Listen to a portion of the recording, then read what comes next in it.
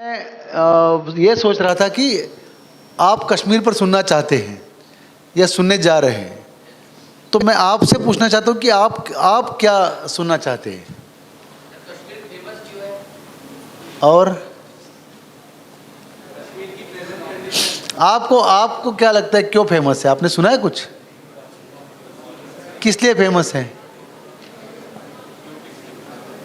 वहाँ की ब्यूटी के लिए है, वहाँ के आतंकवाद के लिए है ना, 370 के लिए है, डल लेक के लिए है, और क्या है, एप्पल के लिए है, और हाँ फिल्में होती थी, हाँ कभी होती थी, अब कोशिश तो है फिल्में तो बेसिकली मुझे सब्जेक्ट दिया था माय बॉन्डिंग विद कश्मीर, तो मैं उसकी टेक्निकल साइड, लीगल साइड, जो स्पीकर्स होते हैं ना, वैसे आपसे बात नहीं करूँगा। मेरे जो पर्सनल एक्सपीरियंस है, तो उस एक्सपीरियंस से अपने आपको उस सवाल के साथ आप लोग शायद जुड़ जाओगे।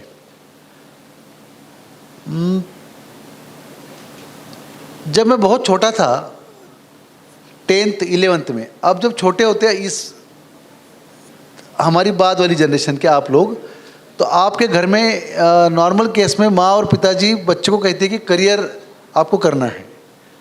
आपकी जनरेशन करियर ओरिएंटेड है, किसी को MBA बनना है, किसी को इंजीनियर बनना है, जॉब करना है ना, मेनली तो यही होता है। तो हमारे वक्त वो करियर ओरिएंटेड लाइफ शुरू नहीं हुई थी उतनी जितनी आज है। तो हमें बुक्स दी जाती थी। मैं तो गांव से था, एक छोटे गांव से पुणे में आया। मैं पुणे के पास एक गांव था शिरूर। तो जब मैं पुणे में आया, जब गांव में था, तो गांव में तो खेती वो अलग ही दुनिया होती है। आप लोग में से मुझे लगता है कुछ गांव से भी होंगे। पुणे में जब आया, तो पुणे में मुझे कुछ लोग मिले, टीचर्स, पढ़ने के लिए बुक्स देते थे। तो हम लोग उस वक्त भगत सिंह ऐसे अलग अलग बुक्स पढ़ते थे जो देशभक्ति की होती है। और हमारी एक कंसेप्ट बन गई जीने के बारे में कि हमें देश के लिए जैसे भगत सिंह ने किया है वैसे करना है। तो भगत सिंह तो हमें आइडियोलॉजिकली पता नहीं होता था उस वक्त। हमें भगत सिंह वो मूछ वाला और जो पिस्तौल रखता है बाजू में, उतना ही होता था। आज भी आपको पता नहीं होगा भगत सिंह क्या है।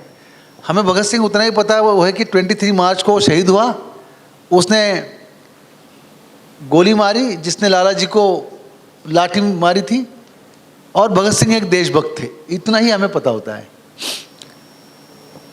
तो उस वक्त हमें लगता था कि यही रास्ता है देश के लिए कुछ करने का, दुश्मन के साथ लड़ने का। तो क्योंकि दुश्मन हमें पता नहीं था, हम आर्मी में नहीं जा सकते थे, तो हमारे सामने गली में कोई टोपी वाला और दाढ़ी वाला होता था, तो कुछ लोग हमारे में से आकर कहते थे कि ये हमारा दुश्मन है। तो ऐसी हमारी ज़िंदगी शुरू हुई। क्योंकि मेरे घर में एक अलग माहौल था गांव में, और सिटी में आया तो अलग माहौल था। सिटी में अकल ज़्यादा होती है, प्रॉब्लम भी ज़्यादा होते हैं। गांव में अकल थोड़ी कम होती है, प्रॉब्लम कम होते हैं। तो मैं कम प्रॉब्लम से ज़्यादा प्रॉब्लम की तरफ आ गया सिटी में। तो हमने एक 84 में वंदे मातरम संगठन नाम का ऑर्गेनाइजेशन शुरू किया। मैं उसका फाउंडर प्रेसिडेंट था। तो पंजाब में उस वक्त, या कोई पंजाबी है? हाँ, तो आपको याद होगा पंजाब में एक वायलेंस का दौर शुरू हुआ था। 84 की मैं बात कर रहा हूँ, 1984 में।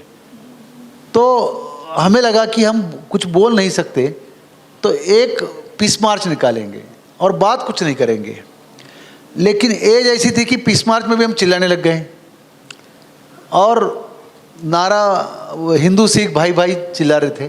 पुणे में जब हम सड़क पर आगे गए, तो एक सिख भाई आगे आए और उन्होंने कहा कि आप चिल्ला क्यों रहे हो?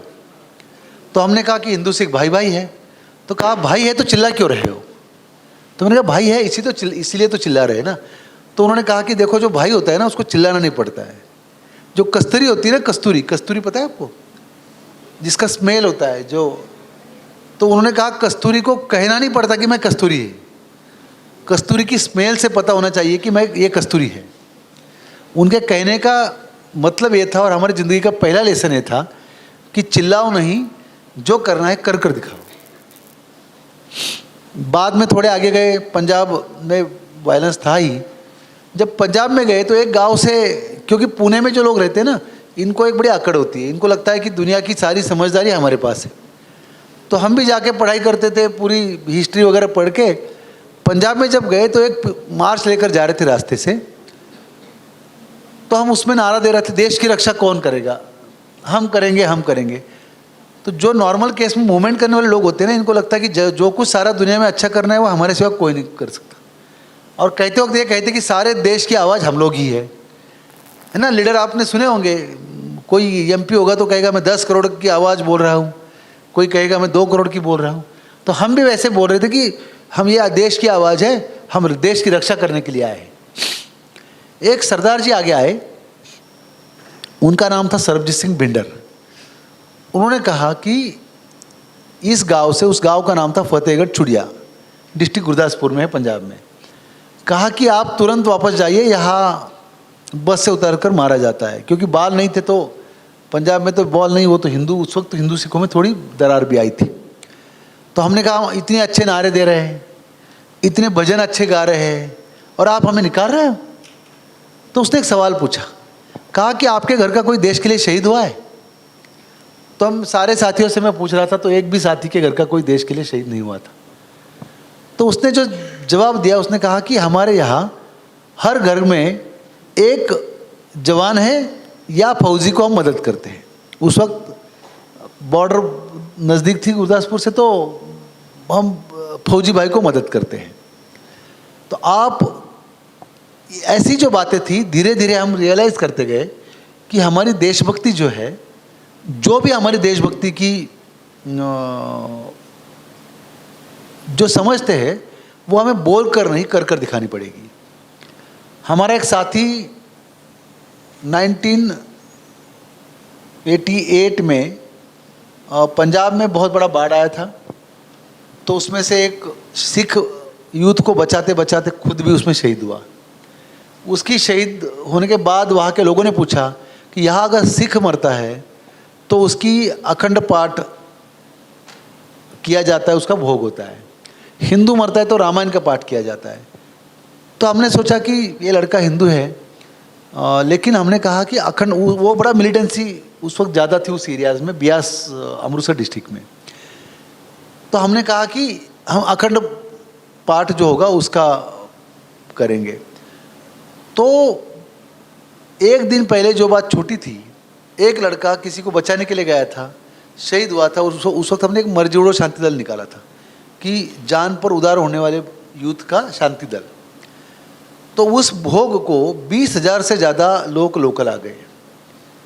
तो हमने ये रियलाइज़ किया कि एक क्रॉस सेक्शन का लड़का, वह हिंदू सिखों में दरार हुई थी, और एक हिंदू लड़का मरता है और वो उसके कहते हैं अपने माँ बाप को अकेला था, सिख को बचाते हुए गया। उसकी सिर्फ अखंड पाठ किया तो 20,000 लोग जमा हो गए। इसकी बड़ी चर्चा हुई। उस वक्त देश के वाइस प्रेसिडेंट थे शंकर दयाल शर्मा जी, उन्होंने आर्टिकल भी लिखा, सब जगह लिखा गया। बात दिखने में बहुत छोटी थी, लेकिन मैसेज बहुत बड़ा था। और मैसेज बड़ा तब होता है, बात छोटी रहने के बाद भी, जब वैक्यूम बड़ा होता है। तो हमें यह रियलाइज़ हुआ कि जोड़ने वाले मूवमेंट्स का, जोड़ने वाली बातों का, जोड़ने वाले लोगों का इस देश में वैक्यूम है। पंजाब में हम काम करते थे, गांव गांव में जाकर बड़े किस्से होते थे। लेकिन पंजाब के वक्त ही कश्मीर जलना शुरू हुआ। तो हम छोटे तो थे एज में, लेकिन हमें लगता था कि हमारे सिवा देश की रक्षा कोई नहीं कर सकता। वो पूरी तरह से दिमाग से नहीं गया था, अगर किसी ने हमें एडवाइस दी तब भी नहीं गया था। तो पंजाब शांत होने शुरू हुआ और कश्मीर जलना शुरू हुआ था। न्यूज़ आ रही थी कश्मीर में फायर हो रहा है, कश्मीर में ये हो रहा है। 1990, आप बच्चे हो लेकिन गुरुजी से पूछ सकते हो, गूगल गुरुजी सबसे बड़े गुरुजी आपके। तो 1990 में कश्मीर में हालात बहुत ख़राब हो गए थे। तो हालात जब हमारी एक आकड़ थी या सोच थी, या वो भगत सिंह ज़्यादा पढ़ के हमें भी लगता था कि देश के लिए कुछ करना चाहिए, और कुछ करने का मतलब क्या, तो शहीद होंगे हम लोग। अच्छा, शहीद होने का मौका मिलता ही नहीं था। तो हमें लगा कश्मीर में शायद जाकर हमें ये मौका मिलेगा। तो मैं, मेरे साथी, मेरी 1990s में शादी हुई और सेकंड डे मैंने कहा कि हम जाएंगे घूमने के नाम पे। हमें मिलना था लोगों से, लेकिन हम बोल तो नहीं सकते थे कि हम लोगों से मिलने के जा रहे। कर्फ्यू होता था, बड़ी हालत ख़राब थी। तो मैं जब जम्मू में आया तो जम्मू में जितने मिले उन्होंने सब ने कहा कि आप जाइए नहीं कश्मीर, कश्मीर में जाओगे जिंदा वापस नहीं आओगे। बहुत लोगों के एडवाइस के बाद हम लोग द्विधा में थे। बाहर निकला, जम्मू में बस अड्डे पे आया तो वहाँ बस वाले चिल्ला रहे थे, कोई ट्रैवल के लिए, सफ़र के लिए लोग नहीं थे। कह रहे थे श्रीनगर, वो चिल्लाते ना गांव में, ओ चले चले श्रीनगर, 50 रुपये 20 रुपये जो कुछ होगा। तो एक गाड़ी में सारे लोग जमा होकर, हम 3 थे और 10-20 जमा हो गए, बैठ गए। थोड़ा आगे गए, हमारे सामने वाले सीट पे एक फैमिली बैठी थी। उसमें से एक बहन जी उठकर आए मेरी वाइफ के पास। उन्होंने कहा कि आप हिंदू हो? तो हमने पूछा आपको कैसे पता? कहा आपके सर पे बिंदी है ना, तो हमें पता चला हिंदू है आप। तो हमने कहा हाँ हिंदू है। कहा जाइए नहीं, वापस लाश आएगी आपकी। तो हमने पूछा आप कौन है? उन्होंने कहा हम कश्मीरी पंडित हैं। तो पूछा आप क्यों जा रहे हो? तो उन्होंने कहा कि कुछ महीने पहले, 3-4 महीने पहले हमने घर बार छोड़ा, सारे जम्मू में आ गए माइग्रेट होकर। तो वहाँ हमारे घर का कुछ सामान और एक कुत्ता था हमारा, और वो बड़ा इस मौसम के इसमें हमने उसको प्यार से, हमारे बच्चे उसके सिवा रह नहीं सकते। तो मैंने पूछा कि एक कुत्ता है आपका और हालात ख़राब है, सामान तो छोड़ दीजिए, तो उसको देखने के लिए आप जा रहे हो? उसने कहा हाँ जी। तो हम सोच रहे थे कि अपने जिसके साथ हमारा लगाव होता है, जिसके साथ हमारा एक अटैचमेंट होता है, वो अगर इंसान नहीं भी रहा, एनिमल भी रहा, तब भी हम उसके लिए अपनी जान खतरे में डालते हैं। तो एक फैमिली अपनी जान खतरे में डालकर कुत्ते को मिलने के लिए कश्मीर जा रही थी, मिलने के लिए, देखने के लिए कहो। तो फिर हम अपने देश के लोगों के लिए अपनी जान भी थोड़ी खतरे में डाल दे, इससे कोई फर्क नहीं पड़ेगा। तो हम गए, लोगों से मिले, बहुत हालत ख़राब थी। उस वक्त एक था कि अगर कोई बाहर से आता था तो आर्मी कैंप या सीआरपी कैंप में कहना पड़ता था कि हम लोग पुणे से आए, हमारा नाम ये है, हम अंदर जा रहे, और जो शिकारे वाला था उसका नाम लिखना पड़ता था। तो रात को हम चले गए, सुबह जल्दी के चक्कर में शिकारे वालों ने पुलिस को नहीं बोला। 8-10 घंटे हो गए, एक तो टूरिस्ट थे ही नहीं, जो 2-4 टूरिस्ट, इनको लगा किडनैप तो नहीं हो गए। तो शाम को आर्मी वाले, वो सीआरपी वाले उसको ढूंढते चले गए अंदर, डल लेक के अंदर, उसको पकड़ के बड़ा पीटा और कहा कि टूरिस्ट को आप लेकर गए, हमें इन्फॉर्म नहीं किया सुबह जाते वक्त। तो उसने कहा नहीं जी, गलती हो गई। तो सबको लगा कि ये इन्फॉर्मर है, वो जो शिकारे वाला था वो इन्फॉर्मर है। वहाँ के लोगों की हालत बहुत ख़राब थी। तो हम सोच रहे थे कि हम कहते हम जाएंगे नहीं कश्मीर, वहाँ तो लोग रहते, अपने लोग रहते हैं। ये हमारी शुरुआत थी 1990s में। थोड़ा आगे आ गए, लेकिन वो अंदर वाला भगत सिंह पूरा गया नहीं था। वो बीच में बाहर आता था, वापस अंदर जाता था। तो भगत सिंह बाहर आता है तो हम लोगों ने एक बार प्लान किया, ये सारे हमारे लोग दुखी हैं, पाकिस्तान का झंडा हम जलाएंगे। तो अब झंडा जलाएंगे, ये तो आपको पता है कि क्रेज होता है ना यूथ के दिमाग में। तो झंडा जलाएंगे, देखेगा कौन हमारा झंडा जलाने की? तो लाल चौक में हम जलाएंगे। तो प्रेस वाले सबको हम जाके मिलके कह रहे थे कि आपको बड़ा न्यूज़ मिलेगा जी, आप आ जाइए लाल चौक। लाल चौक गए, ये 94 की बात है, बाद की वाली। तो लाल चौक में आर्मी का एक कैंप था, वहाँ हमने पूछा चिल्लाकर, फौजी भाई। तो अंदर से एक आदमी बाहर आया, तो उन्होंने पूछा क्या काम है? कहा कि हम महाराष्ट्र से आए हैं। तो उसने कहा मैं भी महाराष्ट्र से हूँ, मेरा नाम दत्तोबा पवार है। तो आप क्यों आए हो? तो हमने कहा कि ये पाकिस्तान वाले बड़ा ख़राब कर रहे माहौल, हम उनको मैसेज देने आए हैं। तो उन फौजी भाई ने पूछा कि मैसेज कैसे दोगे आप? तो हमने कहा ये पाकिस्तान का झंडा जलाएंगे और पाकिस्तान को सिखाएंगे, उनको दिखाएंगे कि यह देखो क्या है। तो उन्होंने कहा कि ये एक झंडा जलाकर पाकिस्तान को मैसेज कैसे जाएगा, मतलब झंडा तो अब यहाँ जलाओगे। तो हमने कहा नहीं, प्रेस वाले हैं। अब उस वक्त तो प्रेस वाले नहीं आते तो झंडा जलाने का प्रोग्राम तो कैंसिल। तो उसने कहा कि देखो अब मैं आर्मी में काम करता हूँ, 24/7 यहाँ खड़ा रहता हूँ। यहाँ बंकर में उस वक्त बाथरूम भी नहीं होते थे, हमें बाथरूम के लिए जाना है तब भी जान का खतरा होता है। आप लोग यहाँ आते हो, 10 मिनट के लिए आपको प्रोग्राम करोगे, इसकी न्यूज़ आएगी, आपको इनाम मिलेंगे, आपके बड़े स्पीच रखे जाएंगे, अखबार में आएगा, लेकिन हम लोग जो आप वहाँ करते हो उसकी कीमत हमें चुकानी पड़ती है आर्मी वालों को। ऐसा कोई काम नहीं करना जिससे आप जो करोगे उसकी कीमत हमें चुकानी पड़ेगी। ये एक आर्मी वाले का बयान था जो मराठी था। उसने कहा कि मैं आतंकवादियों से डरता नहीं हूँ, लेकिन आप जो कर जाओगे उसके बाद जो माहौल ख़राब होगा वो हमें फेस करना पड़ेगा। तो हमारा सफ़र ऐसे चलता था, हम जाते थे, लोगों से मिलते थे। 98 में हमने एक संत सूफी संदेश यात्रा निकाली। इसमें अन्ना हजारे जी से लेके देश भर के काफ़ी लोग आए, हमने काफ़ी एक्सपेरिमेंट्स किए। तो हमारे कश्मीर के साथ लगाव जो था वो धीरे धीरे बढ़ रहा था। इसलिए बढ़ रहा था कि वहाँ के लोग दुख में हैं, हम कुछ कर नहीं पा रहे, थोड़ा भी कुछ करेंगे तो हमें खुशी होती थी। हमें लगता था कि ये हमारे लोग हैं। जब मैंने आपको बात कही जब एक फतेहगढ़ चुड़िया की जो बिल्डर की, तो उसने हमें कहा था यहाँ से चले जाओ आप।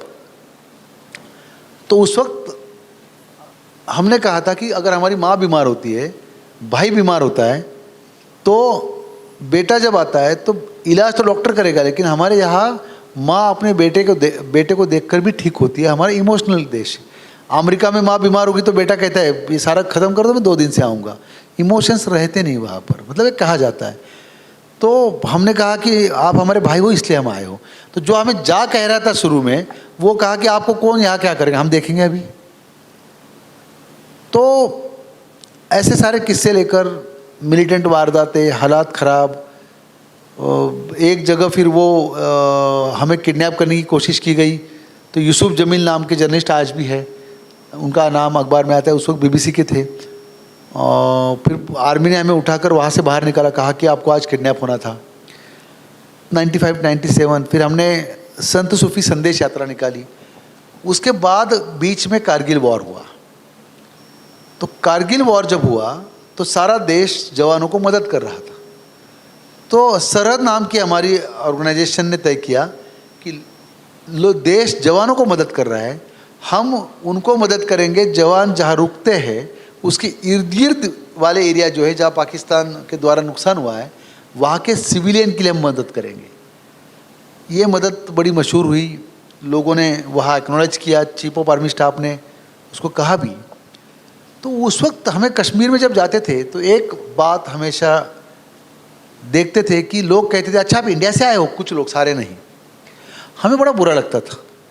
तो हम गुस्से में कहते थे आपको पता है को इंडिया क्या है? बोलते क्या है इंडिया?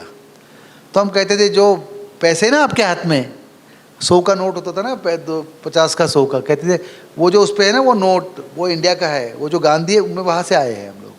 हम गुस्से में बोलते थे, लेकिन हम लोग रियलाइज़ कर रहे थे कि हम इनको ये कहने के बजाय कि इंडिया क्या है, इनको इंडिया पता होना चाहिए। इसलिए हमने नो इंडिया नाम के टूर शुरू किए। नो इंडियन टूर जो थे, नो इंडिया का मतलब देश को आप जानिए।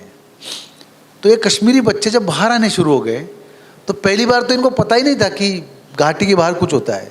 बच्चों ने ट्रेन नहीं देखी थी, बच्चों को सिर्फ क्या पता होता था तो फिल्में, वो तो वहाँ तो फिल्म के स्टूडियो भी जलाए जाते थे, उनको नाम पता था शाहरुख खान। वो घर में छुप छुप के देखते थे ना फिल्में, बड़े सारे देखते थे क्योंकि बर्फ़ बहुत होता है तो घर में उतना ही काम होता है। तो हम पूछते थे बच्चों को आपको किससे मिलना है? वो कहते थे जी शाहरुख खान को। हम शाहरुख खान को लाते थे, हम सलमान खान को लाते थे, हमने कभी एक बार ऋतिक रोशन को लाया। फिर हम कहते थे आपको सबसे ज़्यादा डर किससे लगता है? बोलते वो बाल ठाकरे ना, उससे लगता है। तो हमने उनको बाल ठाकरे के घर में ही रखा। हुआ ये कि जिस एरिया में, कुछ एरियाज़ में, सारे नहीं, बच्चों के घर में शाहिद आफरीदी के फ़ोटो थे, फ़ोटो एज अ हीरो, उनके घर में शाहरुख खान के साथ फ़ोटो लगने शुरू हो गए। जो लड़का अपने घर में कुछ नहीं होता था वो मुंबई में आकर ऋतिक रोशन से मिला, इसलिए वो अपने गांव का हीरो बनना शुरू हो गया।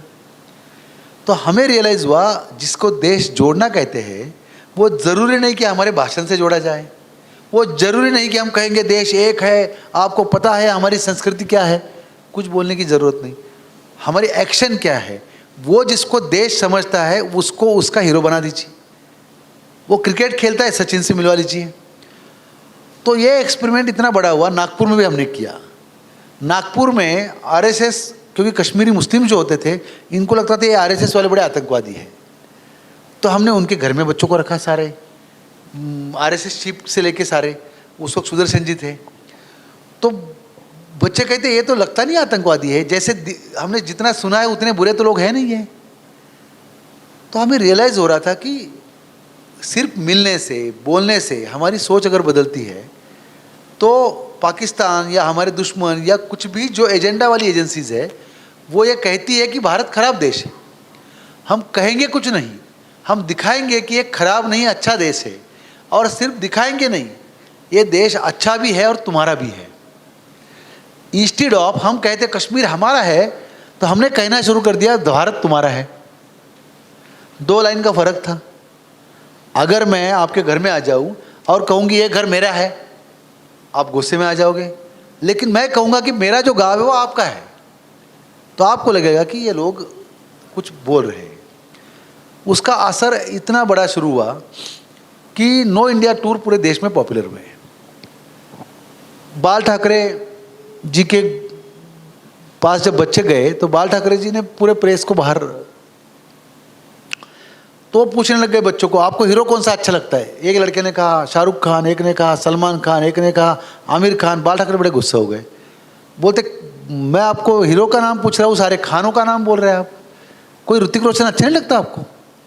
तो उसमें से छोटा बच्चा था 4 साल का, उसने खड़ा रहकर कहा बाला साहब इसमें से कोई पाकिस्तानी नहीं है, ये सारे हिंदुस्तानी हैं। और आज ही हमें, उस वक्त शाहरुख खान ने, 4.5 साल का बच्चा है, समझिए उसकी अकल क्या है, उसको एक कैसेट गिफ्ट दिया था, वो पिक्चर आया था दिल है हिंदुस्तानी। तो उसने कहा कि मुझे आज शाहरुख खान ने कैसेट गिफ्ट दिया है दिल है हिंदुस्तानी। तो जिनके आप नाम ले रहे हैं वो सारे हिंदुस्तानी खान है, पाकिस्तानी कोई नहीं है। ये न्यूज़ पूरे देश में आ गई। बाद में बाहर बच्चों को पूछा मीडिया ने आप किससे मिले, उसने बाल ठाकरे। आपको पता है बाल ठाकरे दंगे करते बड़े खतरनाक है। उस बच्चे ने कहा ऐसा कुछ लगा तो नहीं हमें, वो हमारे दादा जैसे हमें लग रहे थे। ये न्यूज़ आई, कश्मीर में बड़ा हंगामा शुरू हो गया है, बोलते ये देखो जी। लेकिन ये बच्चे मैसेंजर्स के तरह काम करना शुरू हो गए। फिर हमने रियलाइज़ किया कि 200-300 और खासकर हम ऑर्फन बच्चे लेते थे। ऑर्फन इसलिए कि जो अच्छे घर के बच्चे होते हैं वो वैसे भी उनके माँ बाप उनको कहते मिलिटेंट मत बनो। जिसको कोई नहीं होता है उसकी मिलिटेंसी के पास जाने की संभावना बहुत ज़्यादा होती है। तो उन्हीं बच्चों को हम लेकर बाहर समुंदर से लेकर सब जगह लोगों के घर में रखते थे। ये मोमेंट इतना पॉपुलर होने के बाद हमने तय किया कि एक बच्चा अगर 1 महीना बाहर आकर भारत के बारे में एक अच्छी बात बोलता है, तो अगर ऐसे कुछ बच्चे हम पुणे में लाकर इनको पढ़ाएंगे तो शायद ये बच्चे वापस जाकर मैसेंजर के तौर पे काम करेंगे। मेन टाइम हमने रियलाइज़ किया कश्मीर की इंडस्ट्री बन गई है। कश्मीर के नाम पे बड़े फ़ोटो आना, न्यूज़ आना, ये बड़ा, और कश्मीरियों को भी लगता था कि हम लोग बड़ी सेलिंग की चीज़ है। एक छोटी बच्ची आकर मुझे कहती है सर हमारे नाम पे तो बड़े पैसे मिलते होंगे आपको। तो मैंने कहा बेटे आपको कैसे पता, नहीं कश्मीरी का तो सारा प्रॉब्लम भी बेची जाती है ना। और दूसरा, वो छोटी बच्ची या छोटे बच्चे जब हमसे बात करते थे तो उनकी जहन में ये यहाँ कोई कश्मीरी है क्या, कोई कश्मीरी है यहाँ नहीं। तो उनके जहन में एक बात थी कि हम लोग सेलिंग के लायक लोग हैं। हमारी प्रॉब्लम हो, हमारी खूबसूरती हो, हमारे लोग हो, हमारा टूरिज़्म हो, इन सारी बातों को धीरे धीरे धीरे हम लोग देखते गए। फिर 2004 में हमने गवर्नमेंट को कहा कि आप कुछ बच्चे आप दीजिए। कारगिल वॉर के बाद 37 बच्चे हमने कारगिल वॉर से लिए। उसमें से जिसने फर्स्ट इन्फॉर्मेशन दिया था कारगिल वॉर का वो एक शेरपा था, आपने सुना है उसका? ये पता है आपको कारगिल वॉर का इन्फॉर्मेशन किसने दिया था? फर्स्ट इन्फॉर्मेशन दिया था एक शेरपा था, हमारी कोई इंटेलिजेंस एजेंसी नहीं थी, कोई हमारा सीआईडी आईबी कोई नहीं था, रॉप आर्मी कुछ नहीं थी, देने वाला एक शेरपा था, उसका नाम था ताशी नामग्याल। तो उसने क्या कहा, मेरे बेटे को पढ़ाओ। जो सौरभ काले की जिसने बॉडी लाई वो पोर्टर थे, पोर्टर समझते हमाल, उसने कहा कि हमारी बेटी को पढ़ाओ। तो लोगों की मांगे बहुत छोटी छोटी थी और हमारे बड़े बड़े दिल्ली में कह रहे थे पाकिस्तान को अगर सबक सिखाना है तो 10,000 करोड़ के हमें बोफोर्स तोप लेने हैं, वेपन्स लेने हैं, हज़ारों लाखों करोड़ के वेपन्स लेने, तब हम तो हम उस वक्त ये सोच रहे थे कि एक शेरपा आगे आकर इन्फॉर्मेशन देता है तो 10 बोफोर्स जो काम नहीं कर सकती वो काम एक शेरपा करता है। इंडियन हिस्ट्री में खासकर कश्मीर में आपने मकबूल शेरवानी का नाम सुना है कभी किसी ने? मकबूल शेरवानी जिसने पाकिस्तानी जब हमला हुआ था तो उसको रास्ता गलत दिखाया। जितने भी इंफॉर्मेशन 65-71 से लेके सारे हमारे शेरपाओं ने दिए, बकर वालों ने दिए, कुल फकीर ने दिए। तो हमारा कुल फकीर जो होता है वो मांगता है 3,000 रुपये महीना और एक बोफोर्स तोप मांगती है 2,000 करोड़। तो हम 2,000 करोड़ तो दे देते हैं, लेकिन वो जो शेरपा और बकर वाले उसकी बेटी को पढ़ाने में हम कंजूसी करते हैं। हमने ऐसे सारे बच्चों को लिया और हमने सोचा कि ये बच्चे जो है ये बच्चे आगे जाकर कुछ करेंगे। तो हमारा बॉन्डिंग धीरे धीरे शुरू हुआ। तो कश्मीर क्योंकि इंडस्ट्री बन गई है, वहाँ से लोगों को लगता था कि हमें खतरा है, वो हमारे खिलाफ कुछ करते थे। जैसे पंजाब में हमें 2 बार मारने की कोशिश की गई। गोल्डन टेम्पल में एक बार हमला होता तो हम 36 लोग थे, अंदर गए तो वहाँ पर हमारे अटेम्प्ट होते होते हम बच गए। और 2 बार पंजाब में हुआ था तो कश्मीर में भी ये हुआ। यहाँ मीन टाइम यहाँ के लोगों को लगने लग गया कि ये जो कश्मीर के साथ काम करने वाले लोग हैं ये लोग ये कुछ कश्मीर से लोगों को बाहर लाते हैं, ये गलत है। यहाँ भी मेरे ऊपर एक बम ब्लास्ट किया गया। तो एक पार्सल जब भेजा 1 साल पहले तो वो पार्सल का ब्लास्ट फूटने के बाद 3 लोग सीरियस इंजर्ड हो गए। तो स्कूल के नाम से भेजा था। मैं ये सोच रहा था कि जो लोग जोड़ने की बात करते हैं उनके खिलाफ बोलने वाले लोग अगर मेरे साथ पर्सनल कोई दुश्मनी तो मुझे मार सकते हैं, लेकिन एक स्कूल के नाम से आप बम भेज कैसे सकते हो?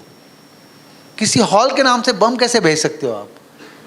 तो मतलब ये एक मेंटेलिटी होती है कि इनोसेंट्स को मारना ये मिलिटेंसी और टेररिस्ट का टारगेट होता है, क्योंकि वो सॉफ्ट टारगेट होता है।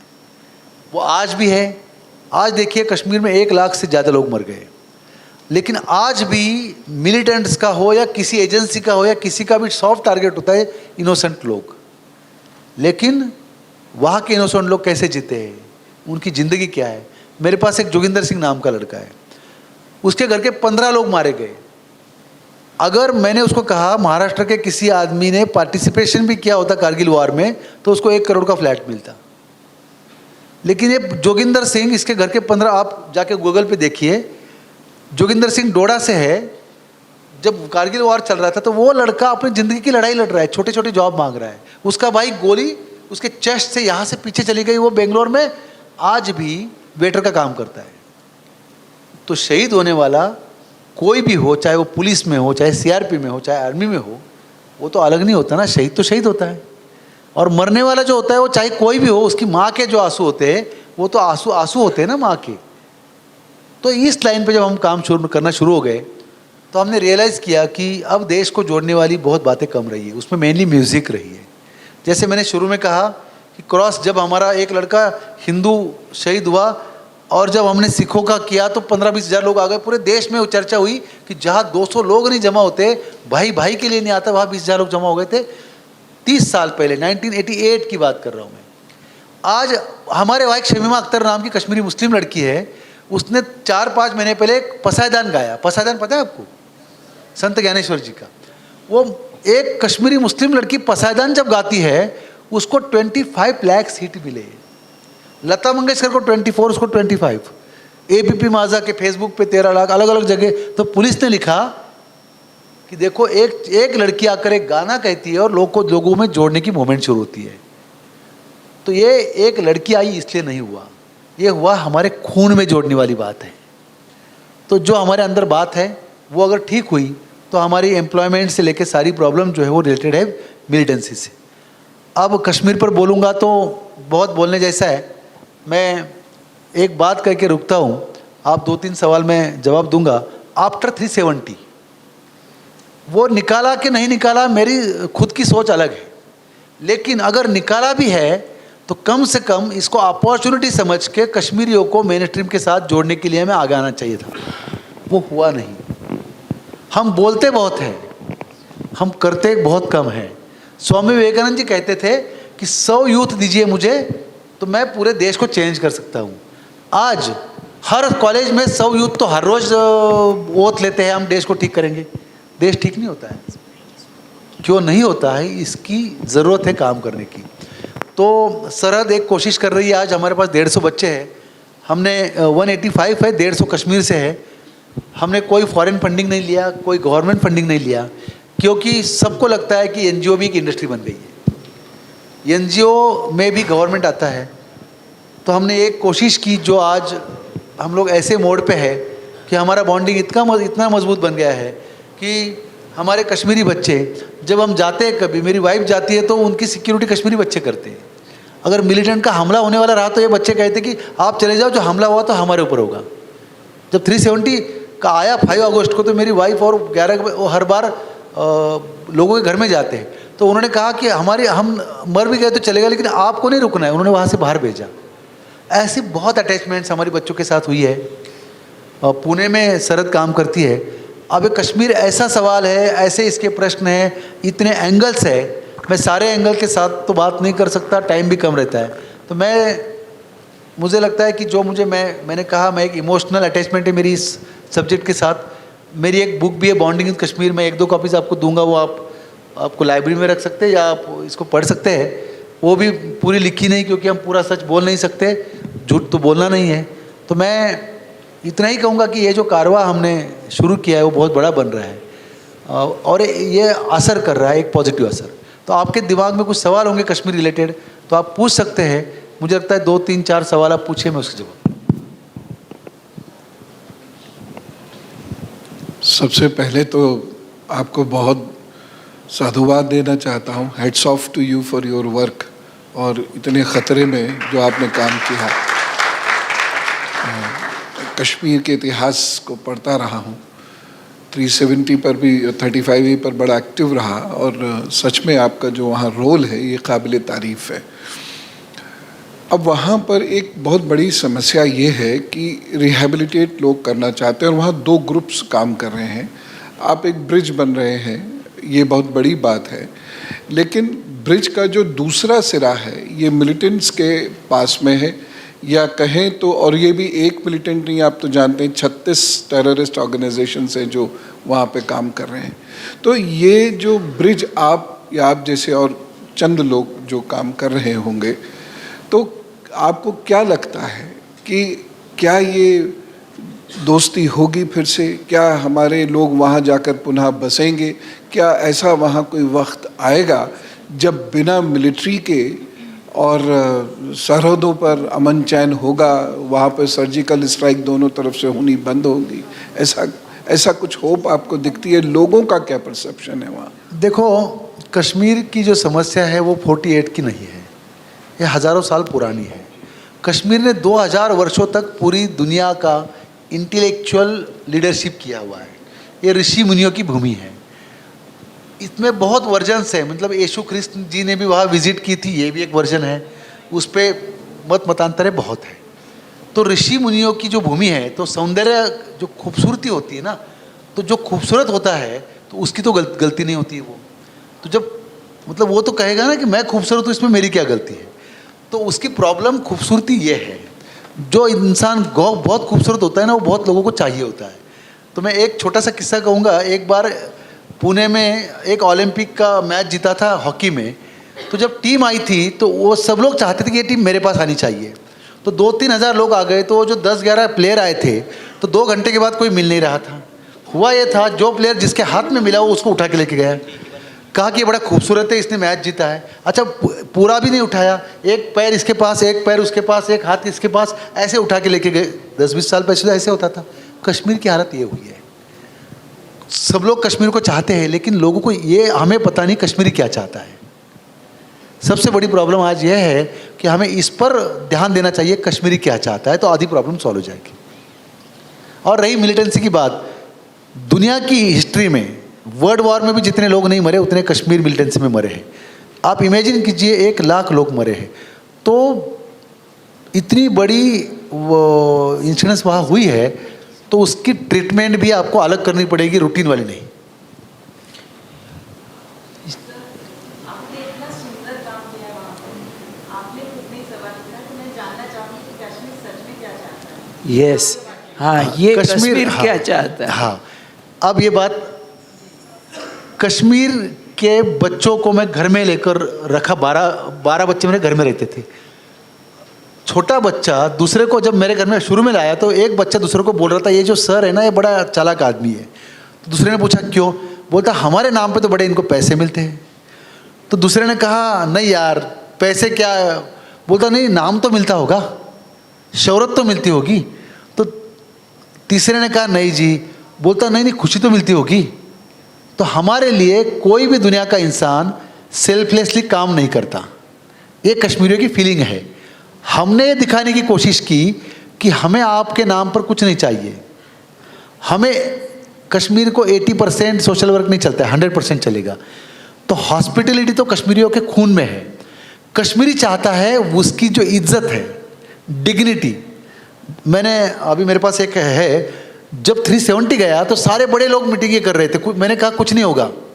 मैंने कहा कि कश्मीरियों को डिग्निटी, उनको पार्टनरशिप, उनको लीडरशिप और उनकी जो आइडेंटिटी है हज़ारों सालों की, उसको इज्जत दो, कश्मीर की प्रॉब्लम सॉल्व हो जाएगी। अब इसमें मिलिटेंसी बंद होगी क्या? नहीं होगी।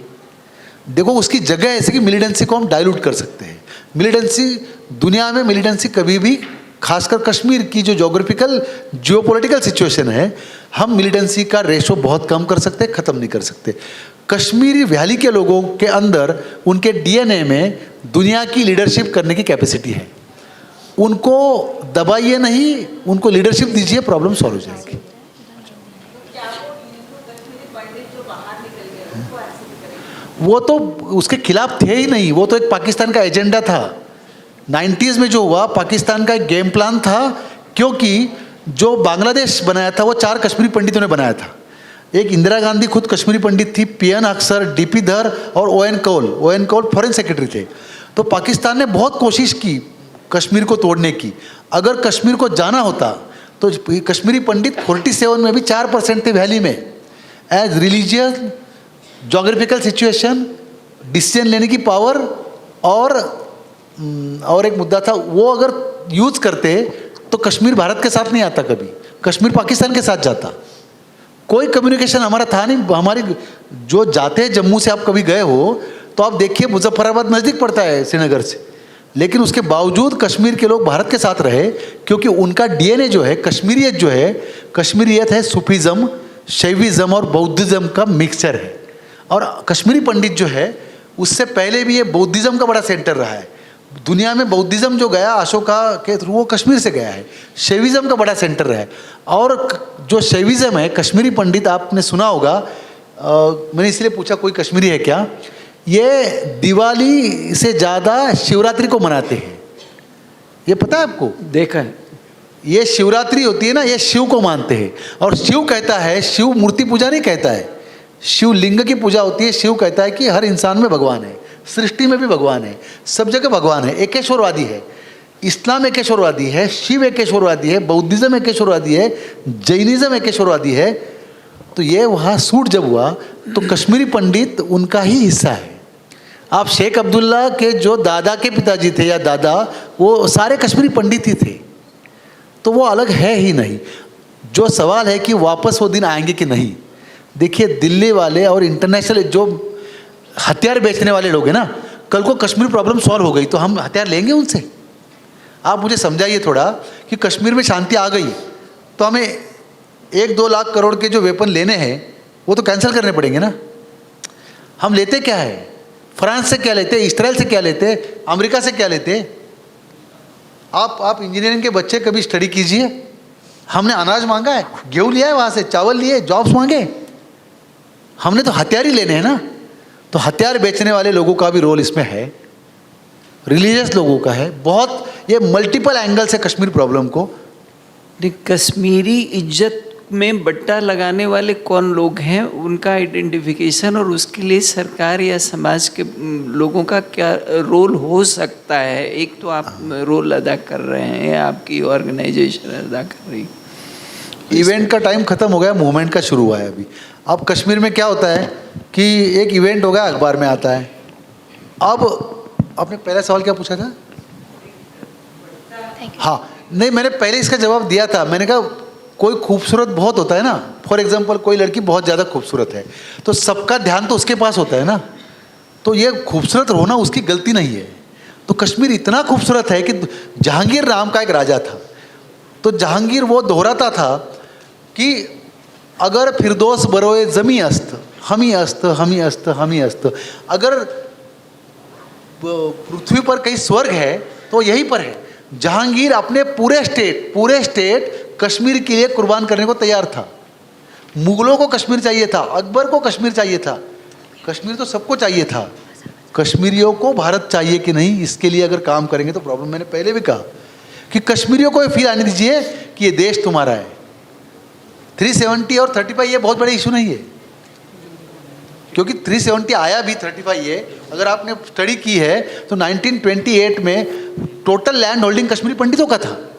कश्मीरी पंडितों की क्वांटिटी 3 to 4% थी, उसके बावजूद टोटल लैंड होल्डिंग कश्मीरी पंडितों का था अप टू 48 में लैंड रिफॉर्म एक्ट जब आया तब सबको लैंड बांटी गई, तब लैंड का बंटवारा हुआ। तो कश्मीरी, गांधी जी ने कहा था कि मुझे पूरा देश जल रहा था दंगों में, लेकिन 4% कश्मीरी पंडितों को वहाँ के मुस्लिमों ने कभी हाथ नहीं लगाया। उन्होंने कहा कि मुझे अगर कहीं रोशनी नज़र आती है तो कश्मीर वैली से आती है। आज उल्टा हुआ है। अगर वो कहते हैं ना, अभी लोग कुछ पोएट कहते हैं कि अगर कहीं पर वो जहन्नुम है तो वो कश्मीर में है। लास्ट 2 सवाल।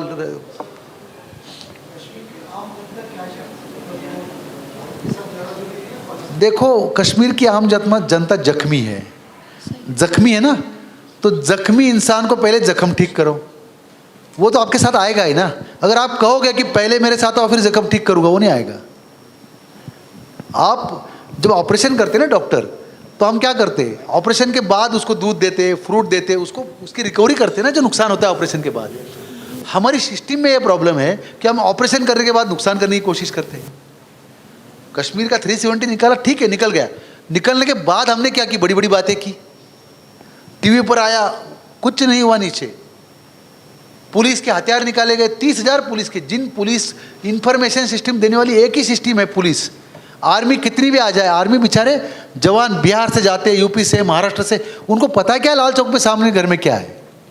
लोकल पुलिस अगर आपके साथ नहीं है, लोकल लोग आपके साथ नहीं है, दुनिया के वार की हिस्ट्री पढ़िए आप, कभी भी लोकल लोग साथ नहीं रहे तो वो वॉर हम नहीं जीत सकते। मुझे लगता है लास्ट सवाल कुछ रहा तो पूछने दो। सर, वहाँ पे जैसे 105 दिन से ज़्यादा हो गया, 100 डेज से ज़्यादा हो गया, वहाँ की लाइफस्टाइल पूरी बंद है, इंटरनेट सेवा बंद है, तो वो आपने जैसा बोला कि कश्मीर क्या चाहता है, तो ये नेटवर्किंग साइट पूरा बंद है, तो वो कैसे कम्युनिकेट कर रहे होंगे? उसके पास कोई कम्युनिकेशन की सिस्टम नहीं।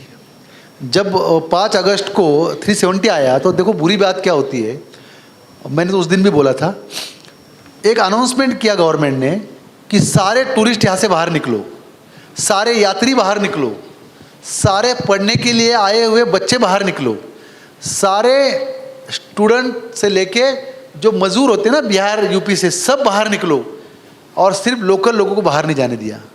आप सोचिए अगर हमारे साथ कोई ये करेगा तो हमारी फीलिंग्स क्या होगी, गुस्सा तो होगा ना। और आर्मी का प्रेजेंस इतना बड़ा, बड़ा आर्मी वाले भी बेचारे वो तो देश की लड़ाई लड़ रहे हैं, लेकिन देखो 10 मिलिटेंट को मारना आर्मी के लिए बहुत बड़े काम नहीं है, 50 मिलिटेंटों को मारना आर्मी के लिए बहुत बड़ा काम नहीं है, लेकिन 50 मिलिटेंटों के साथ 50,000 लोग आना शुरू हो गए तो दिल्ली वाले या जो पॉलिसी मेकर है उनको अपनी पॉलिसी चेंज करनी पड़ती है। हमारे देश में वो पॉलिसी चेंज करने वाले लोग हैं, प्रॉब्लम उनके साथ ज़्यादा जुड़ी हुई है। मुझे लगता है कि आपको सारे सवालों के जवाब तो नहीं मिलेंगे, लेकिन जितने हो सके मैंने दिए।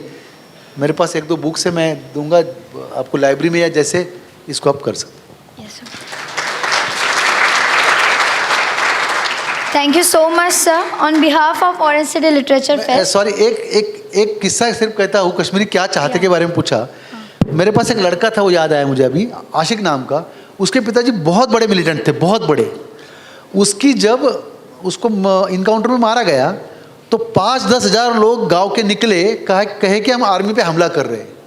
तो उसकी जो वाइफ थी, मतलब वो हमारे यहाँ जो लड़का है उसकी माँ, उसने आगे आकर कहा कि पति मेरा मरा है, तुम मत आइए, जो करना है मैं देखूंगी, आपको नहीं जाना है। और मैंने एक मेरे पति को दिया है, मैं और 50 के पति को और बेटे को नहीं दे सकती। वो लड़का जब आया तो वो 5-7 साल के बाद उसको मिलिटेंट लोग ट्रैप लगा रहे थे, क्योंकि मिलिटेंसी को नज़दीक होता है, तुम्हारे बाप का बदला लेने के लिए आ जाइए। तो ये लड़का इंस्टेबल होता था, तो हमने एक बार कहा उसकी माँ को कि इसको लेके जाइए वापस। तो उसकी माँ ने जब उससे बात की तो उसकी माँ ने एक वर्ड कहा कि मैंने मेरे हस्बैंड को इसमें गंवाया है, तुम फिर अगर मिलिटेंट बनना चाहोगे तो पहली गोली मैं मारूंगी आपको। मुझे मेरा बेटा नहीं गंवाना है, तो हमें कुछ अच्छा करना है। ये जनरल फीलिंग मिलिटेंट्स के माँ की भी है, ये मैं आपको बोलना चाहता हूँ। ये जनरल फीलिंग्स, और ये सच स्टोरी है, मैंने बुक में भी लिखी है। So that's it. Thank you so much, sir. On the behalf of Orange City Literature Fest, we sincerely express our gratitude towards your acceptance for this session and knowledge shared with us. Thank you so much, sir.